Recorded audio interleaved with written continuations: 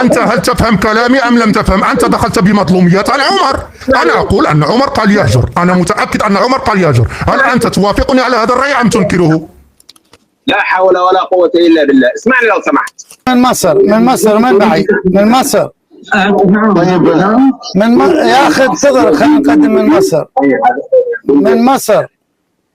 الظاهر الكتابة، لأن حقائق الأشياء مصورة أولا وفيها. أيوة معك أخونا من مصر. لا إله إلا الله. وليد إسماعيل معك من مصر. وليد إسماعيل المحاور. حياك الله أخي وليد، أهلا وسهلا بك، تفضل. أنت تتكلم الآن وتقول أن عمر بن الخطاب هو من قال أن النبي صلى الله عليه وسلم يهجر. لو افترضنا كلامك صحيح. لا أنت كذاب، أنت كذاب. ما لحظة برخصك بس لحظة رجاء أنت ما قلت أن عمر قال رجاء وليد إسماعيل، أنا بيني وبينك ذكريات. شيخنا بس لحظة شيخنا. بتخنق ليه؟ أنا نفسي أفهم بتخنق ليه؟ أنت تكذب علي. أنا ما قلت كلام أن عمر قال يهجر. العنوان عندك بتقول والعياذ بالله أن عمر بن الخطاب يهجر. العنوان عندك اللي بيقول. لحظة، شو العنوان؟ اقرأ العنوان. أقرأ لك العنوان، ما في مشكلة. سيبنا الحوار ونقرأ العنوان، ما في مشكلة. جيب وعد اللامي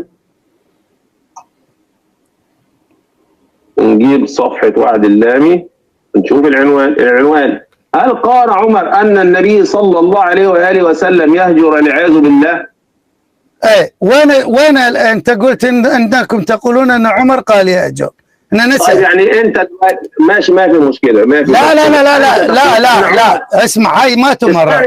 لا لا ما تمرر. لا لحظة انت قلت للناس انني اقول ان عمر قال يهجر، وهذا كذب علي. انا ما قلت. انا اقول يعني انت تقول ان عمر لم يقل ان النبي يهجر. انا اسال لحظه، لا تهرب من الالزام. لا تهرب من الالزام. لان النبي صلى الله عليه وسلم يهجر. لا تهرب من الالزام.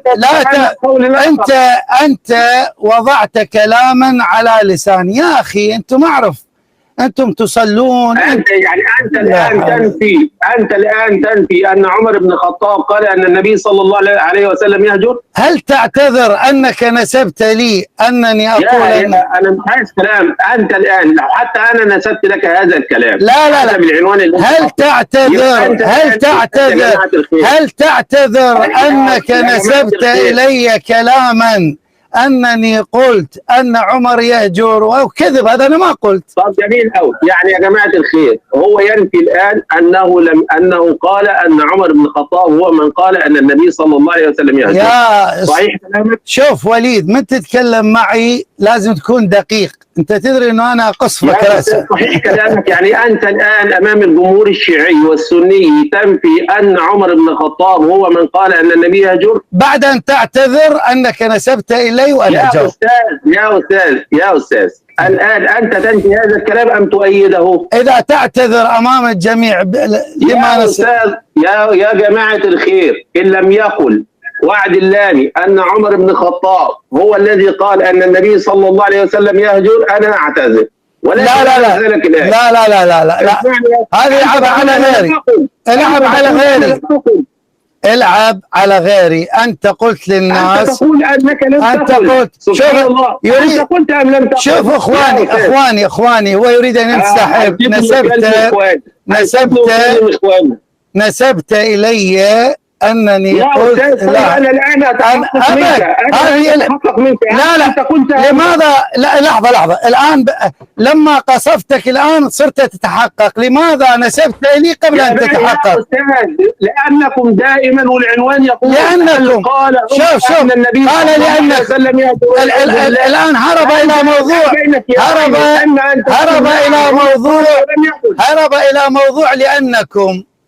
موضوع لأنكم أنت قلت أنك تقول يهجر. تعتذر ولا لا؟ خلاص حضرتك اتكلمت، ممكن أنا أتكلم؟ هل تعتذر أو لا؟ يا جماعة الخير، أنا أعتذر من الأستاذ وعد اللامي إن لم يقل أن عمر هو من قال أن النبي صلى الله عليه وسلم يهجر. فهل أنت قلتها أم لا؟ طيب أنا ما قلت. أنت ما قلتها، يعني أنت الآن تقر أنك لم تقل أن عمر من قال أن النبي يهجر؟ أنا ما قلت هذا الكلام، تعتذر أو لا؟ خلاص ما في مشكلة. أنا ما أترك. أنا ما في مشكلة. شوف هذه العبة، شوف هذه العبة مع إنسان آخر. هذه العبة ليس عمر من قال أن النبي صلى الله عليه وسلم يهجر، صح؟ هذه العبة مع إنسان آخر. أنا بالنسبة لي رجل هادئ، نسبت إليه مكرم. يا أيها المشاهدون، العنوان يقول يا أيها المشاهدون الكرام، صلى الله عليه وسلم هذا استفهام، هذا استفهام، هذا عمر قال ذلك أو لم يقل ذلك. هذا استفهام. أنت عندما دخلت لم تسأل هل قال عمر. الآن هذه أداة استفهام. الآن يا شيعة، هل وعد اللامي يتبنى أن عمر هو من قال أن النبي يهجر أم لا؟ طيب الآن شوف، بعد أن حصرتك ولم تستطيع أن تثبت ما نسبته لي، فالكل يعلم أنك زورت عني الكلام أو لا. كل علم هذا الأول. الآن نجي اضحك. الآن نجي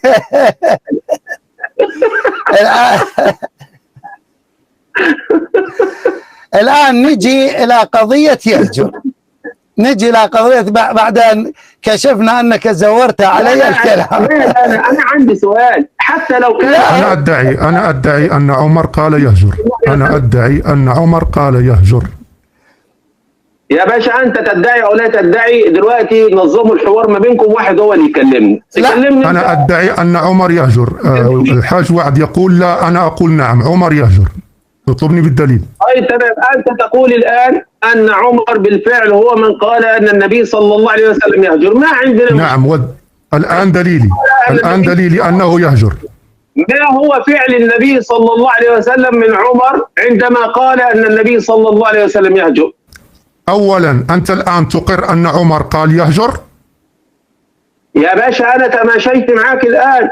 لا تتماشى ولا نتماشى ولا ننزل إلى الجبل ولا نطلع إلى الجبل. أنت الآن تقر أن عمر قال لرسول الله يهجر أم لا؟ تكلم.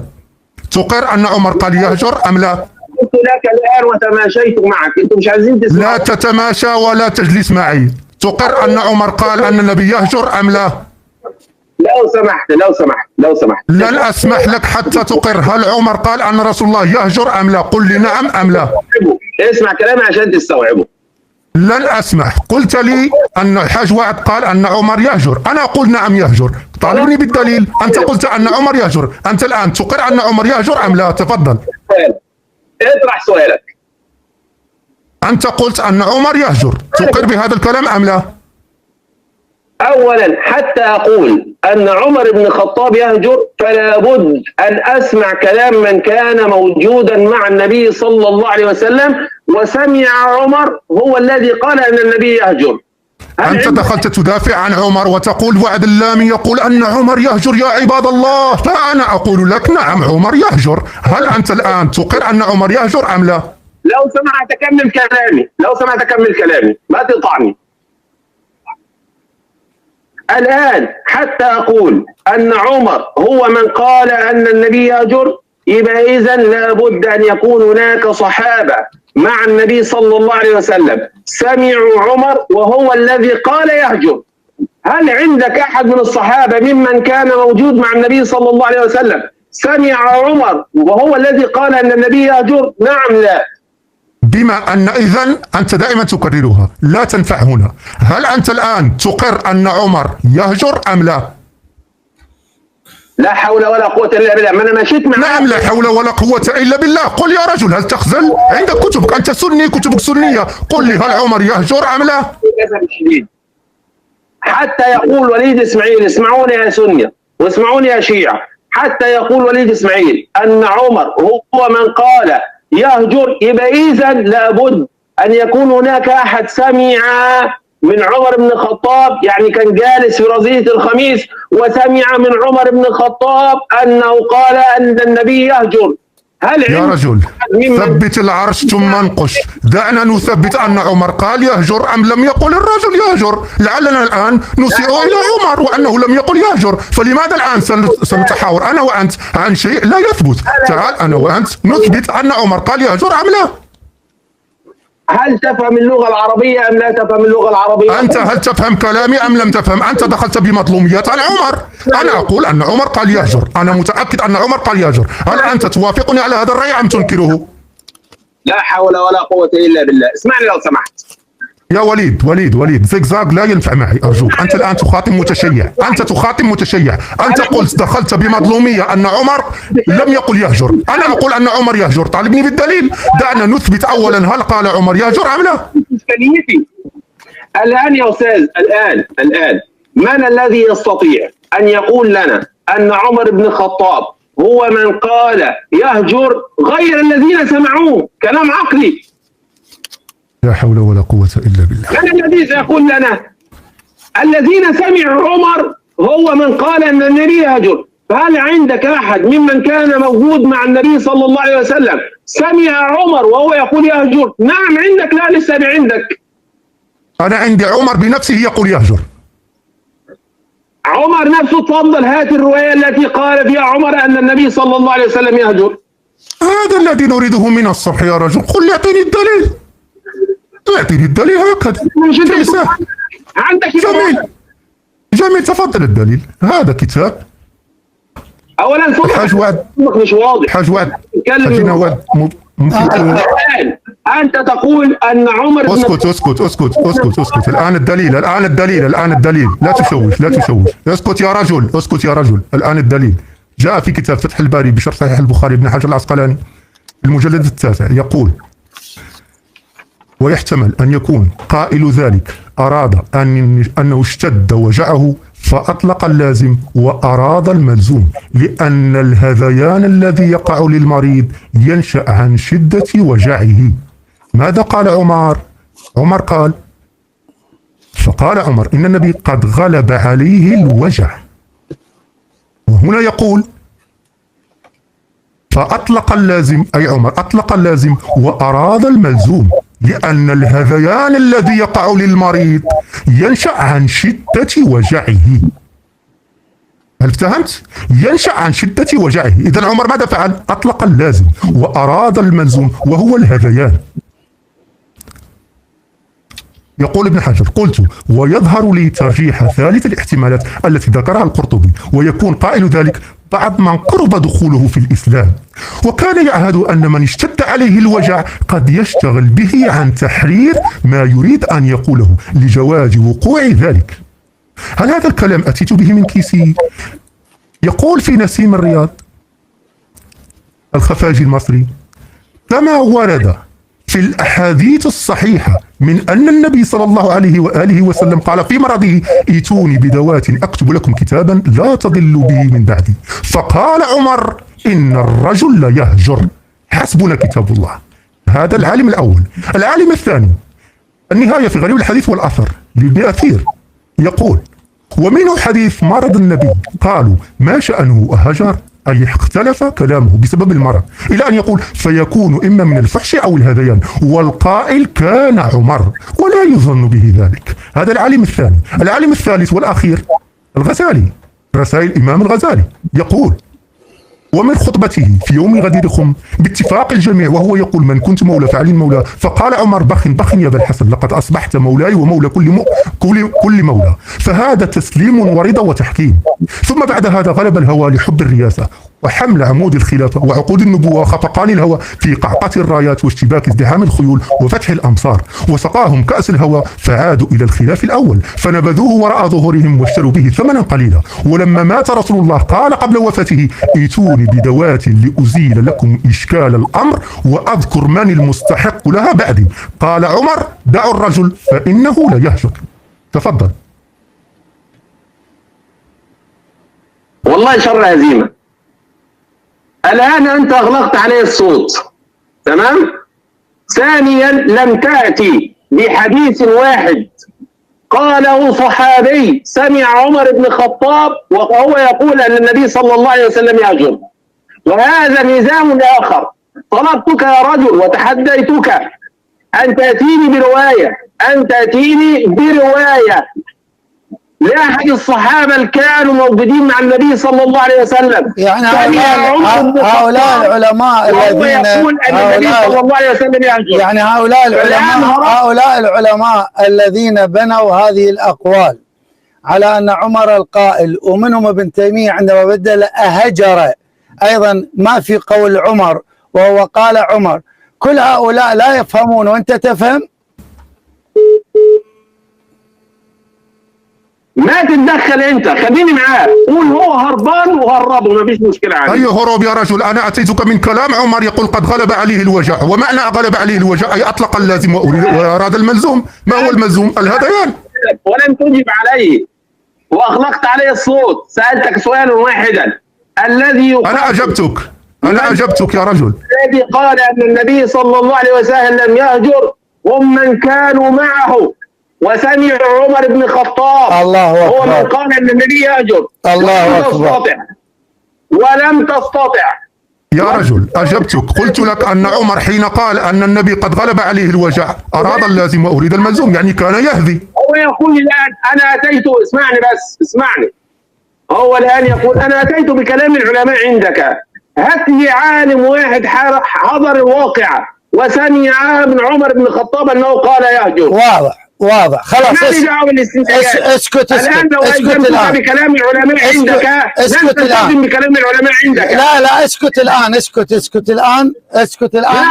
لا اسكت. خلي أيها المشاهدون الكرام، هو قال أعطني من عالم واحد قال هذا الكلام، هذا صحيح مسلم. بس طوني الكاميرا أخواني بلا زحمة عليكم. هذا صحيح مسلم أخواني هنا في صحيح مسلم أمامكم على الشاشة كلكم يرى ماذا قال. قال رسول الله صلى الله عليه وآله ائتوني بالكتف والدوات، إلى أن قال فقالوا إن رسول الله صلى الله عليه وآله يهجر.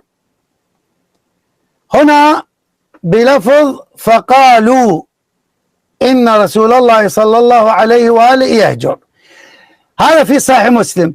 الآن هؤلاء الذين قالوا قول عمر بن الخطاب أم جاءوا بهذا القول من رؤوسهم؟ اسمع هذا الحديث الذي بعد مباشرة. هنا قالوا يهجر، هنا فاختلف أهل البيت فمنهم من يقول ما قال عمر، فلما أكثروا اللغو والاختلاف عند رسول الله قال رسول الله قوموا. هنا ماذا يقول؟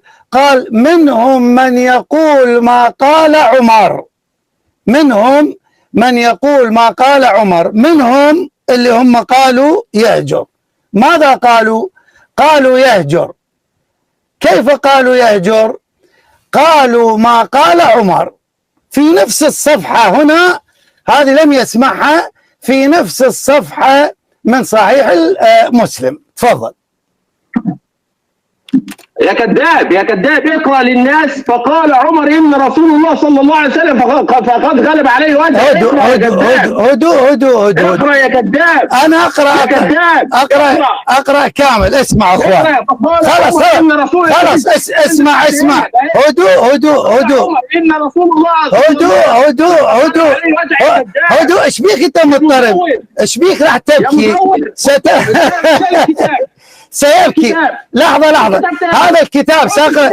لا تصرف. شوف اخواني راح الطوق انتفخت اوداجه. الله اكبر. العزة والله العظيم دائما العزة لنا، العزة لمحمد وآل محمد. ساقرأ. لا ما قاطع الصوت. فوبيا والله، يعيش فوبيا من اتكلم معه، عايش فوبيا. اخواني هذا الكتاب امامكم، هذا الكتاب ثاني. اسكت حتى اقرأ. اسكت يا رجل. بدأت تبكي، بدأ يبكي. اخواني انا اقرأ ما. شوفوا اخواني ماذا قال. يصرخ. قال اكتب لكم كتابا لن تضلوا بعده ابدا، فقالوا إن رسول الله صلى الله عليه وآله يهجر. إذن هؤلاء قالوا يهجر. خرجنا عمر، أنا وليد إسماعيل خرجت عمر وأوقعت جملة من الصحابة. والآن لماذا يدافع عن عمر؟ لأن اللفظة تسيء إلى النبي، فعمر يريد أن يخرجه من إساءة النبي، فأوقع الصحابة في إساءة النبي. يعني خرج واحد يسيء إلى النبي بزعمه، فأدخل مجموعة من الصحابة. الآن هو يقول يا كذاب أقرأ الحديث كاملا عن ابن عباس قال: لما حضر رسول الله صلى الله عليه وآله وفي البيت رجال فيهم عمر بن الخطاب، فقال النبي صلى الله عليه وآله: أكتب لكم كتابا لا تضلون بعده أبدا.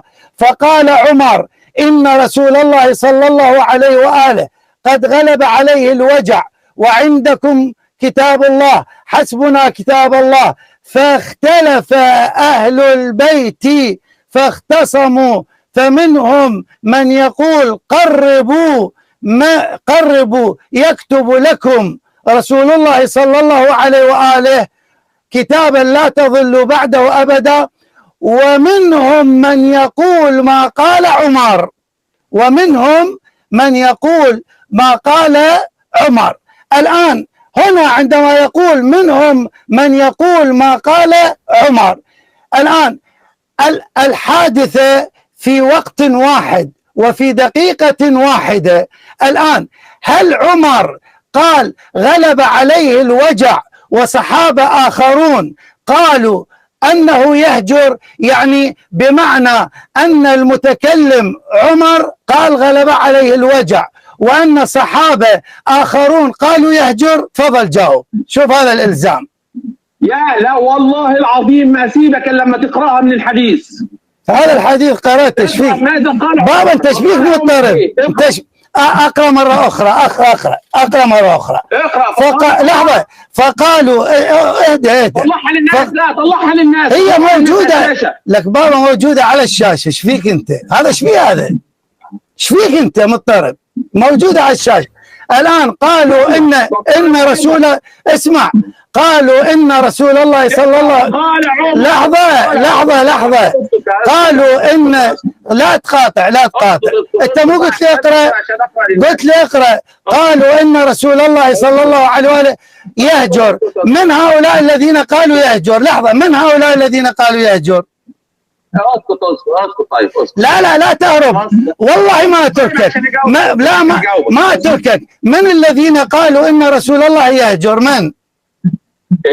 من الذين قالوا ان رسول الله يهجر؟ راح يتورط ويهرب. اسكت طيب. لا من الذين قالوا ان رسول الله يهجر؟ شوف اخواني ما يريد يجاوب. من الذين قالوا ان رسول الله يهجر؟ من الذين قالوا ان رسول الله يهجر؟ اي تفضل. من؟ طب اسكت عشان اجاوبك. تفضل. اولا بفضل الله عز وجل بعد الحاح شديد لم يذكر اسم عمر بن الخطاب عندما قال عمر بن الخطاب قد غلب عليه الوجع. يبقى هنا الان الرجل اخفى قول عمر. فعندما قال عمر بن الخطاب أن النبي صلى الله عليه وسلم قد غلب عليه الوجع، هو ما قرأ السطر ده إلا بعد إلحاح مني لما قلت له يا كذاب يا مزور. تمام؟ بعد كده عايز يطلع من المطب ده تاني، فقال لك طيب عندنا دلوقتي ناس قالت إن النبي صلى الله عليه وسلم الله أكبر، وعندنا ناس اسمع يجب أن يقع. والله العظيم شاء الله تبارك. بس لحظة أخونا ذو الفقار، شاء الله تبارك وتعالى أن يفضحوا، لأنهم الآن إما أن يوقعوا عمر وإما أن يوقع مجموعة الصحابة. وأنا أقول حق لكم أن تكبروا، والله العظيم حق لكم أن تكبروا، لأنه الآن لا مفر له. والأخذ الفقار المغربي قرأ أراد لازم، يعني هي الكلمة هي ولكنهم دلسوا عليكم. وفي صحيح هذا صحيح البخاري أيضا قالوا هجر رسول الله صلى الله عليه وآله فتنازعوا. هو لا يعرف اخواني. شوفوا اخواني الآن تورط. هذا صحيح البخاري صحيح البخاري ماذا قال؟ نفس القضية، قال فتنازعوا، وجعل يوم الخميس فتنازعوا فقالوا هجر رسول الله صلى الله عليه وآله. وما بها هنا، شوف أقرأ لكم من البداية: يوم الخميس ثم بكى حتى خضب دمعه الحصباء، فقال اشتد برسول الله صلى الله عليه وآله وجعه يوم الخميس، فقال ائتوني بكتاب نكتب لكم لن تضلوا، لا رجع الشاشة، لن تضلوا بعده أبدا. فتنازعوا، هنا أيضا في صحيح مسلم فتنازعوا. شوفوا حتى أبين لكم كذب هؤلاء. هنا فاختصموا، هنا فتنازعوا في صحيح البخاري، ولا ينبغي عند نبي تنازع. فقالوا يهجر، هنا فقالوا ما قال عمر، فهي لابستك لابستك. في البخاري هجر، هنا في البخاري هجر، هذا البخاري، وهنا في صحيح مسلم يهجر. حق لكم يا شيعة أن تكبروا، نحن قوم إذا تكلمنا أعزنا الله بالحقيقة والحق. يلا تفضل، من الذين قالوا يهجر؟ وهذا البخاري ومسلم.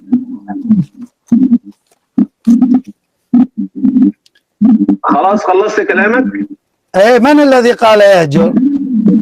خلاص خلصت كلامك؟ تفضل حبيبنا. تحلف بالله ان انت مش هتقاطعني؟ انت تخاف، انت مني تخاف. شوف انت تخاف مني. لا لحظة، هو حوار ولا مو حوار؟ خلينا نتكلم مع بعض. تفضل بس قل لي لا شوف، انا اسكت امام الجميع، امام الجميع ساسكت امام الجميع. قل لي من الذين قالوا يهجر؟ اسكت عشان اتكلم. قل من الذين قالوا يهجر. ونفس سند البخاري عند الحميدي لم يقل قالوا، انما قال يهجر. تفضل. مش هيسكت. تفضل. مش هيسكت. اولا حق لاهل السنه الجماعه هم من يكبروا. بالعكس والله حق للشيعة أن يكبروا، لأنك لا تستطيع أن تظهر الدليل العلمي أبدا، ما تستطيع. والله ما تركك، والله ما تركك إذا ما تقول لي من الذين قالوا يهجر. والله هو خايف يسمع، خايف يسمع، والله خايف يسمع. لا حول ولا قوة. والله يا اخواني رعب، مرعوب ما يقدر يجاوب على السؤال. رعب يا رجل، عيب. الان هذا كتاب وهذا كتاب، هذا كتاب اخواني، شوفوا هذا كتاب البخاري وهذا كتاب صحيح مسلم. هنا يهجر، وهنا امامكم على الشاشة، شوف هنا امامكم على الشاشة في البخاري هجر وهنا يهجر. من الذين قالوا؟ لماذا قالوا بلفظ قالوا يهجر وهجر؟ منهم. إذا ما تقول منهم، إذا ما تقول منهم الذين قالوا يهجر. هذا وعد الله، هذا وعد الله، مش هيسكت لأنه جبان. شوف بدأ يسيء. شوفوا اخواني، الجبان هو عمر. تأدب يا رجل، الجبان هو عمر. الحقيقية أنا أعرف هذا الرجل، والله أنا أعرف هذا الرجل، وأعرف كيف أستخرج ما في بطنه. والله أستخرج لكم ما في بطنه. عندما مسكت أنه زور علي الآن تورط. أنا شوف الآن أمام الجميع خلينا حوار. انت ليش تخاف من اسئلتي؟ لماذا تخاف من اسئلتي؟ ابدا. اي تفضل. شوف اخواني، وعد انه سيجيب. من الذين قالوا يهجر؟ تفضل. من؟ يا استاذ هجاوب ازاي وانت بتتكلم؟ اسكت. ما راح تجاوب، والله ما راح تجاوب، والله ستفر ولا تجيب. تفضل. دقيقة والله خايف مني. دقيقة. لا انت شوف والله لن تجيب. شوف انا اقسم بالله العظيم امام الجميع انك لن تجيب. والله اذا اجبت عن هذا السؤال، صدقني إذا أجبت عن هذا السؤال سأقول أنك تستطيع الإجابة عن الأسئلة التي توجه لك. لكن والله لا تستطيع. خلاص اعطيك دقيقه، اسمع، اعطيك دقيقه. من الذين قالوا يهجر؟ حجي اديني دقيقه لو سمحت.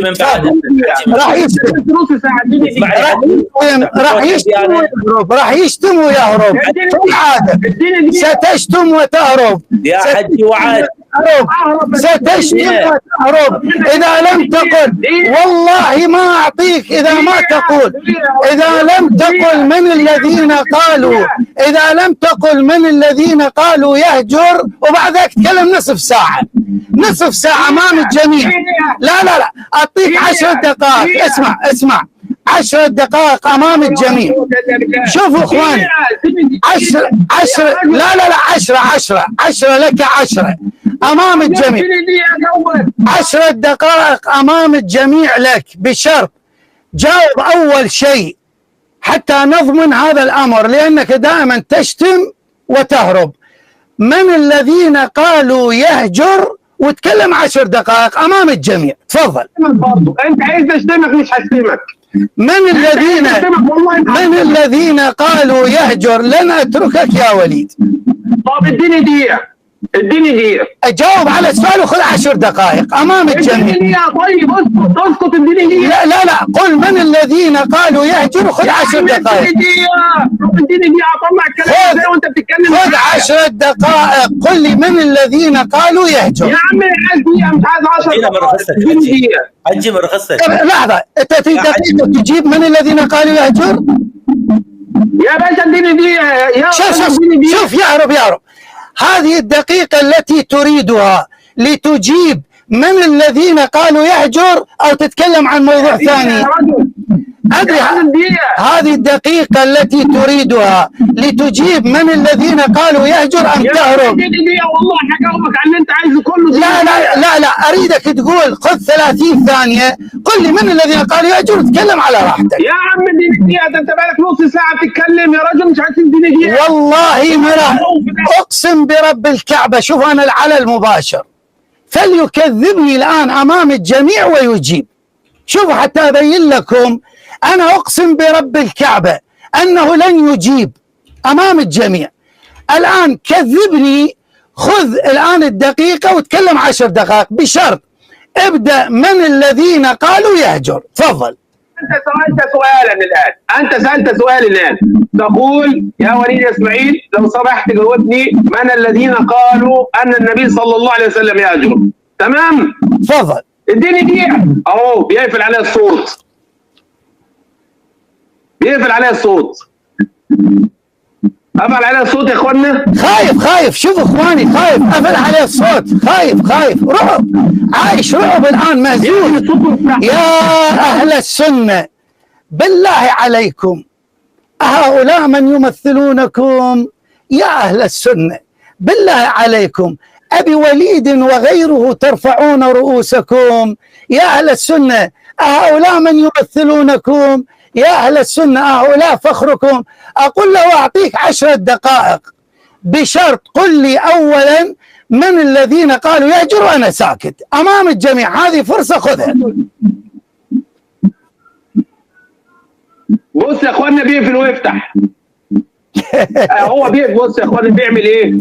يروح جاي بقفل عليها الصوت ويروح جاي فاتحه مره واحده، ولما انا اقول بيقفل عليها الصوت يقول لك الراجل كذاب، انا ما بقفلش عليه الصوت. مزور. شوف بابا من الذين قالوا، بابا كلها لف ودوران. يا عمي هذا كتابك، هل كتبكم الان عار؟ هل كتبكم اصبحت عار؟ هذه الكتب عار يا ناس.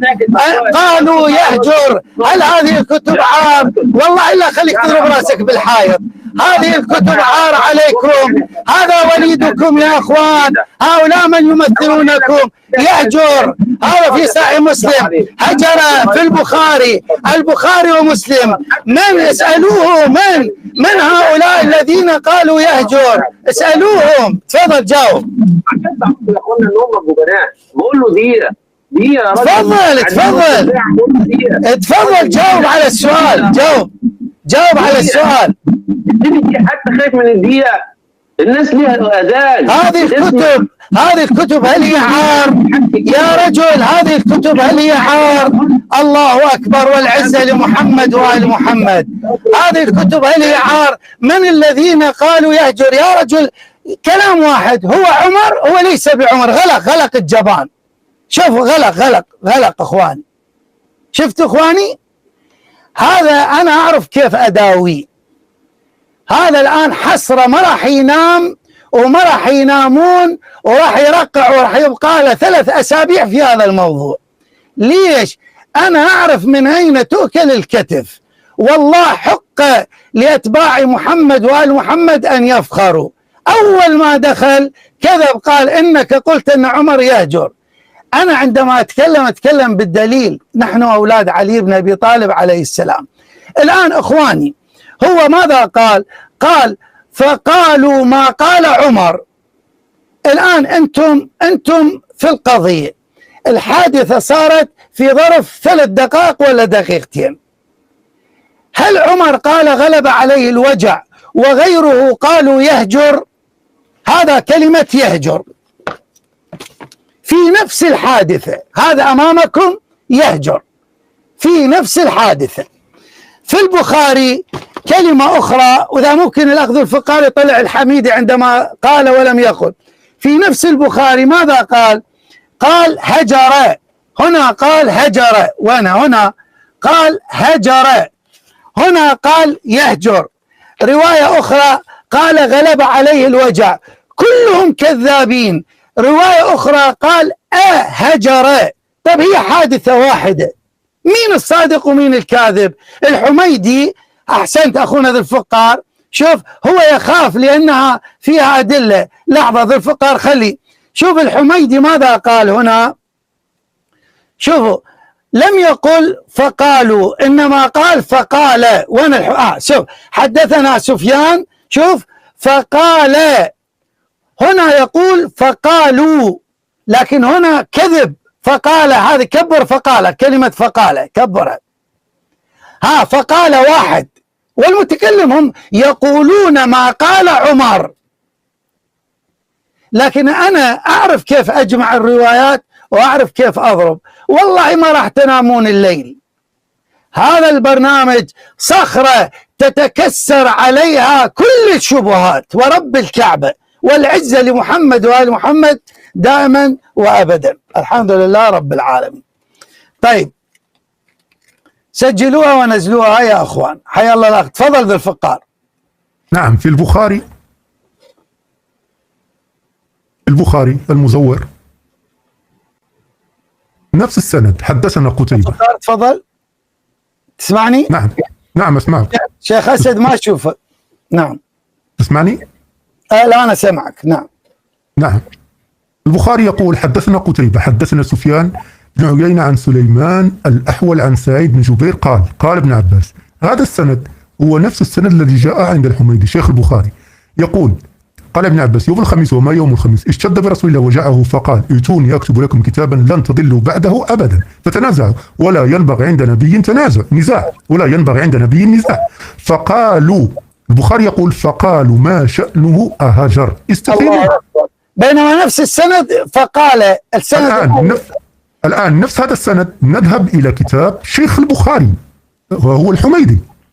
يقول حدثنا الحميدي قال حدثنا سفيان قال حدثنا سليمان بن أبي مسلم الأحول نفس السند وكان ثقة. قال سمعت سعيد بن جبير يقول نفس السند الذي جاء عند البخاري. شاهدوا الحديث الصحيح عندهم فقال ما شأنه أهجر. نفس الحديث الحميدي يقول فقال، والبخاري ماذا يفعل المزور؟ يقول فقالوا. إذن الذي قال أن النبي يهجر هو شخص واحد فقال. أحسنت. السلام انتظر أخونا، انتظر. عليكم السلام ورحمة الله. أحسنت أخونا. طيب تفضل أبو عبد الملك. تسمعني؟ حياك الله أخونا أبو عبد الملك. تفضل. اللهم إني أشهدك وأشهد ملائكتك وحملة عرشك وجميع خلقك بأن مذهب الشيعة الإمامية الاثنى عشرية مذهب باطل. شوفوا الوجع اخواني، الوجع. انا قلت لكم سيبدأ الصراخ الآن، كلهم سيؤنون الآن، كلهم الآن يرتجفون ورب الكعبة. أنا أعرف كيف أداوي هؤلاء، أعرف كيف أداوي. كلهم شفت اللهم أني أشهدك. كافي. العالم الآن ملت منكم على المنابر. الآن صار لك 33 عام تصعد منبر، الآن ما عادت العام، الآن كشفناكم. الآن الناس تكشف من الذي يقدم الكتب ويحقق ومن الذي يكذب. أنا بعد ذلك سألزمهم ما الفرق بين يهجر وغلبه عليه الوجع. الطريق طويل ورب الكعبة. أنا قلت الآن بكرة أتكلم وبعد بكرة، لكن هذا الأسبوع أسبوع كامل سأضعه مع الأخذ الفقار كله حول زية الخميس، كله حول زية الخميس. الآن ما الفرق بين غلبه الوجع وبين يهجر؟ يلا تفضل. ولك يا زنديق صار لي ساعة و10 دقائق انتظر، وانت تعطيني دقيقة اتكلم. تفضلها بالعكس. الزنديق هو من يسب رسول الله يوم رزية الخميس، هذا هو الزنديق. والله انتم اكثر من الصهاينة. يا حبيبنا من الذين قالوا يهجر؟ لك هذا السؤال صعب. في كتابين البخاري ومسلم هجر ويهجر. من الذين قالوا يهجر؟ دي جاوبوا. تفضل.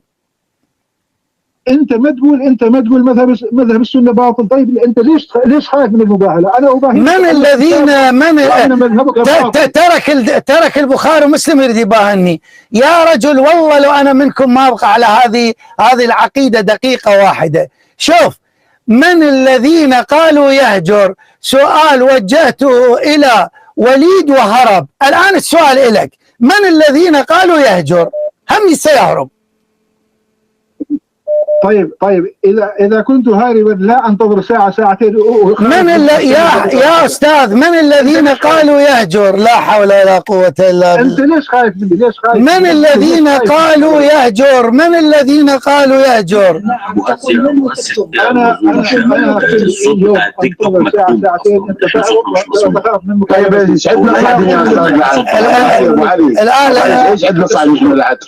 الان